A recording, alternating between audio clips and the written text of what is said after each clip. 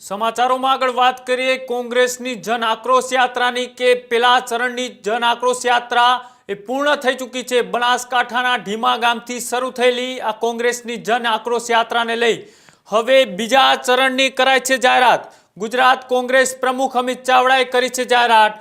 ઢીમાથી બહુચરાજી સુધી 1300 કિલોમીટરનું સફળ ભ્રમણ એ પૂર્ણ કર્યું છે। ત્યારબાદ રાજ્યભરમાં એ જનતાનો એ બહાળો જે બળાપો છે એ પ્રતિસાદ છે એ પણ ક્યાંક ને ક્યાંક કોંગ્રેસને મળ્યો છે। અનેક પ્રકારની ફરિયાદો પણ મળી। જનતા સાથે સીધો સંવાદ કરતા અનેક પ્રકારની સમસ્યાઓ એ જે લોકોની હતી તેને વાચા આપવાનું કામ એ કોંગ્રેસ કરશે તેવું પણ અમિત ચાવડાએ કહ્યું। સાથે જ પેલા ચરણની જે કોંગ્રેસની જન આક્રોશ યાત્રા હતી તે બનાસકાંઠાના ઢીમા ગામથી લઈને બહુચરાજી સુધીની હતી। ત્યારબાદ આજે અમિત ચાવડાએ કોંગ્રેસની જન આક્રોશ યાત્રાના બીજા ચરણને લઈ પણ જાહેરાત કરવામાં આવી છે। બીજા ચરણમાં કોંગ્રેસ કયા કયા વિસ્તારોની અંદર ભ્રમણ કરશે તેને લઈ અમિત ચાવડાએ શું કહ્યું આવો તે પણ જોઈએ।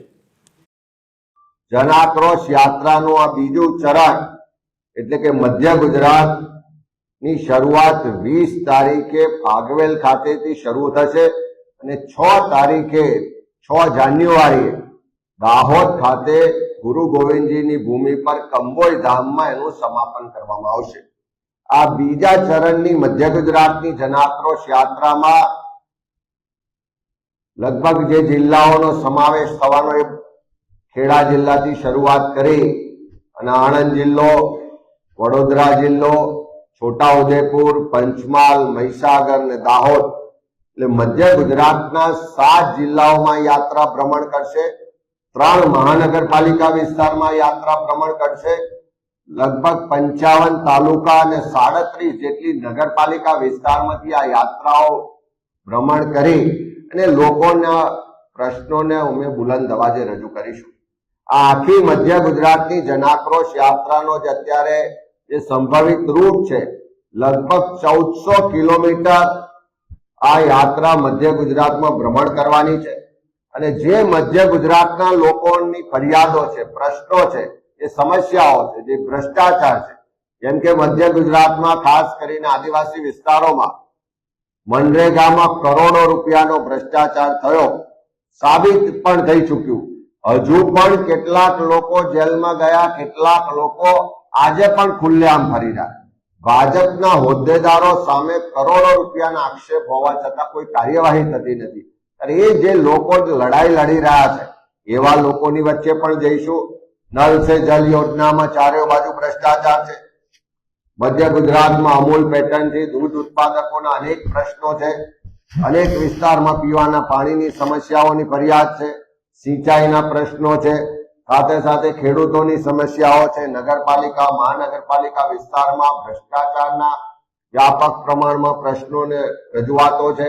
વડોદરા જેવું મહાનગર હોય કે જ્યાં આગળ પૂરને કારણે દર વર્ષે શહેર બરબાદ થઈ જાય છે।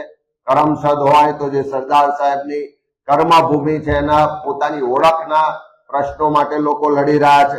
આ તમામ લોકોના પ્રશ્નોને પણ આ યાત્રા દરમિયાન સાંભળીશું। આ પ્રશ્નોને બુલંદ અવાજે રજૂઆત કરીશું અને ખાસ કરીને આખા ગુજરાતના લોકોના પ્રશ્નો લઈને જ્યારે અમે નીકળ્યા છે ત્યારે તબક્કાવાર ગુજરાતના પ્રજાના જે પ્રશ્નો છે, જે સમસ્યાઓ છે, જે તકલીફ છે, જે પીડા છે, જે દર્દ છે, જે આક્રોશ છે એને વાચા આપવા માટે જનતાનો કોલ એટલે ગુજરાતના લોકોનો અવાજ એ જન આક્રોશ યાત્રા છે। ત્યારે બીજા ચરણની શરૂઆત 20 ડિસેમ્બરે ફાગવેલથી શરૂઆત કરવા જઈ રહ્યા છે। ત્યારે અમે આપના માધ્યમથી ગુજરાતના તમામ વર્ગ વિસ્તારના લોકોને આમંત્રિત પણ કરીએ છીએ કે આ જનતાનો અવાજ છે, જનતાનો કોલ છે।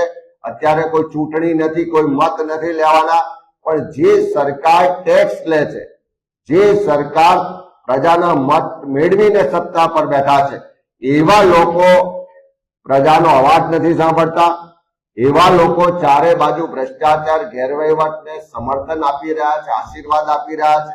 અને એ જનતાના કોલને બુલંદ અવાજે રજૂ કરવા માટે આ જન આક્રોશ યાત્રામાં આપ સૌ પણ જોડાઓ અને આ એક લોકોના અવાજને બુલંદ કરવાની લડાઈ, લોકોના હક અધિકારને પાછા અપાવવાની લડાઈમાં આપ સૌનું સમર્થન મળે એવી વિનંતી પણ કરીએ છીએ અને આ જનાક્રોશ યાત્રા એ લોકોનો અવાજ છે. આવનારા સમયમાં વધારે મજબૂતાઈથી અમે તબક્કાવાર સરળ વાઇઝ એના આખા ગુજરાતમાં લઈ જઈશું અને લોકોના અવાજને બુલંદ કરીશું.